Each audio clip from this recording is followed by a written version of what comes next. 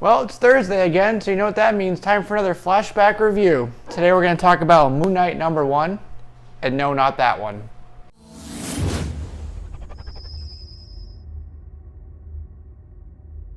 Hey, what's going on, everybody? This is Jesse here, and you're watching JLSComics. This is the second of my flashback reviews. Every Thursday I do a review of a book from the past. It can be whatever the hell I want it to be. Or if you have suggestions, something you want to see, as long as it's in my collection, I'd be happy to include it in a week, in upcoming weeks. So today I wanted to talk about an interesting book. There's this book here, Moon Knight #1, came out by Jeff Lemire, Smallwood and Belair. That light is really bright right now.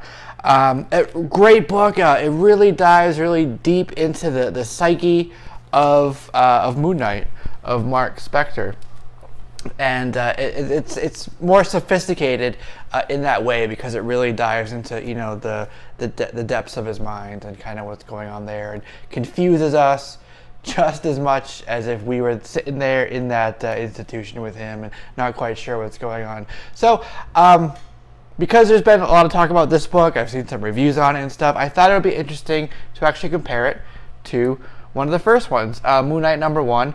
This is actually a Marvel book, of course. Came out in 1980, and November of 1980. This is by Donald Mensch, Bill Sienkiewicz, and Bill and Frankie S. doing inking. So I like the cover. Like right away, you can see Moon Knight there, and then these people down here. And if you hadn't read this yet, you thought this was maybe like a team, like his supporting cast. Sort of is, right? So this is an interesting book. The art, I do like the art. You can see here. It starts off where he's in Egypt, in a place. Oh, what's it called? It's a. Oh boy, I don't know. He's basically he's a soldier for hire, and he's out with his friend Frenchie in the Sudan. That's what it is. And they're basically there's this other guy there, the Bushman he's called, and that's this guy right here. He's the Bushman, and basically helping him raid, some of these temples that are really far south of the Nile, where Mark even tells him that there's nothing's there. There's nothing that's been reported in terms of like gold and pyramids that far south of Luxor. So, those pyramid things are really not what they should be looking for. Ends up finding a village, and boom, there's an explosion there. And then there's this guy with his daughter, and he's trying to protect her. He lives in this village, and he picks up this knife, and he goes and he tries to get the Bushman, and the Bushman ends up, see that, killing the guy. But he finds out that the knife that he had for him was a gold knife, and he's like, aha, so that means that there must be treasure around. So he takes the knife, and what he does, it's really atrocious. He goes and ends up shooting all the villagers, and Mark Spector, who was hired by this Bushman, is really upset about it, and he goes and ends up getting in a fight with the Bushman, and they leave him somewhere out in the desert, the Bushman does, because that guy wins, he's the bad guy. And then these people find him. He was thrown, like he went to this temple to recover, and he was left for dead, he was pretty much dead, and he finds this girl there. They help him out. She thinks he's handsome. That's my best girl voice. So then there's this statue. It says, outside the howling storm scratches across the face of the crescent moon, and there's flickering lights inside, so it really sets some good mood and atmosphere. And there's a dead king there, and it talks about here, and suddenly he's awake, and she's like, no, you're alive, and it's like, no, it's more than dead. And you mean Khonshu? Yes, one of the gods of the moon, known as the taker of vengeance, a figure of terror. And that's the statue there. You can see it's very Egyptian. And what he does, and this is how he gets it, is he actually takes the cloak off of the statue from the pyramid there, and he drapes himself in it. And he says, I'm the ghost now, a specter of the moon's night of vengeance, and I've got work to do. Dun dun dun. So then he goes out and he does stuff. Basically, like, you know, this first part, it's sort of like a revenge plot. But he goes back and then, you know, starts living his life. The girl, Marlene, who's on the cover, ends up like falling in love with her. He learns her name and stuff. They all move to New York. And then you get to meet his other personalities. You got Stephen Grant, the Wall Street guy. You know, he made him millions, which is how he funds his whole operation.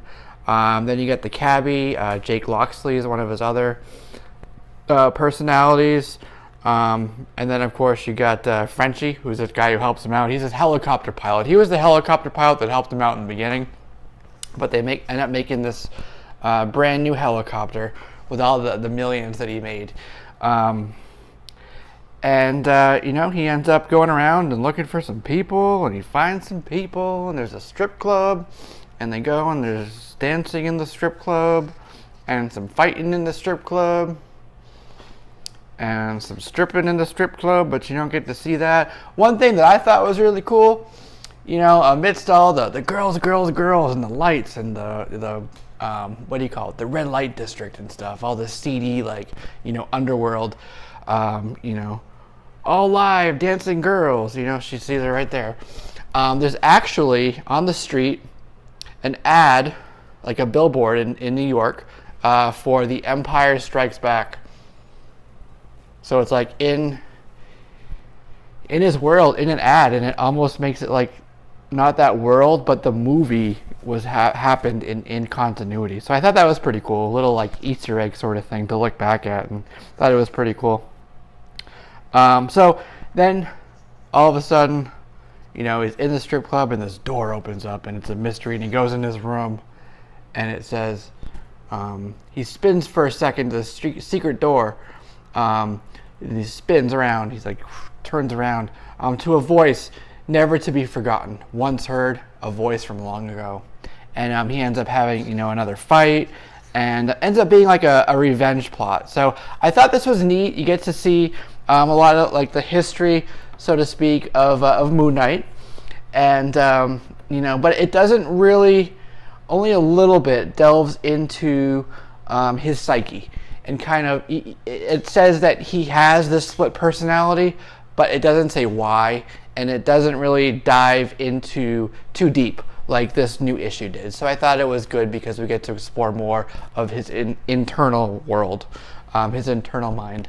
But I think that was sort of typical of the era, of the time. You know, it was 1980, we said. So the books were, and I'm using this word loosely, less, not that word, the next word, less sophisticated. You know, the themes that they were addressing, the plots, were not as involved and convoluted. You know, they would kind of tie into things that were happening at the time, but you know, it didn't really go as far as books would nowadays, as the readers now would be, you know, sort of expecting, like this did. So not to say it was bad, just something that, you know, went through the series that, you know, kind of looked towards that more. And, you know, there was a bunch of different series for Mark Spector and Moon Knight. But you know, that was something that I kind of wish, like, you got into, you know, you went from the mercenary thing to suddenly this split personality guy, this, like, you know, vigilante with the cape and everything. And that jump was a little bit quick for me. But that being said, I really liked the story. I enjoyed it. The art was fun. That cover is freaking awesome. And it's really cool to be able to put these side by side and see them together. And sort of the progression of Moon Knight here. You can see, you know, he has the cloak and everything that he got from the Egyptian, you know, pyramid ruins when he was over in the Sudan. And now, you know, similar, evoking the same concept, even with the red, you know, the Moon Knight. But it's talking more about his psyche here. This is more about his vigilantism. So that's the comparison I wanted to make for you. Let me know your thoughts down below if you've read this, if you haven't, if you've read any of the other series, like there was, you know, Vengeance of the Moon Knight, Mark Spector Moon Knight, He's been in a lot of other books. He helped out Spider-Man a lot with the Carnage thing that happened. What was that called? Maximum Carnage in the 90s, and Frenchie was helping him out with, they had the helicopter and stuff.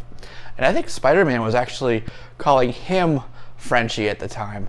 So maybe it's yet another of his personalities. So interesting thoughts. Anyways, I don't want to ramble on too much. Just wanted to share this with you briefly. That'll do it for my second flashback review, and that is Moon Knight #1 from 1980. There you go. Like, sub, comment, like I said, share this if you want, all that good stuff, and I will see you guys for another flashback review very soon.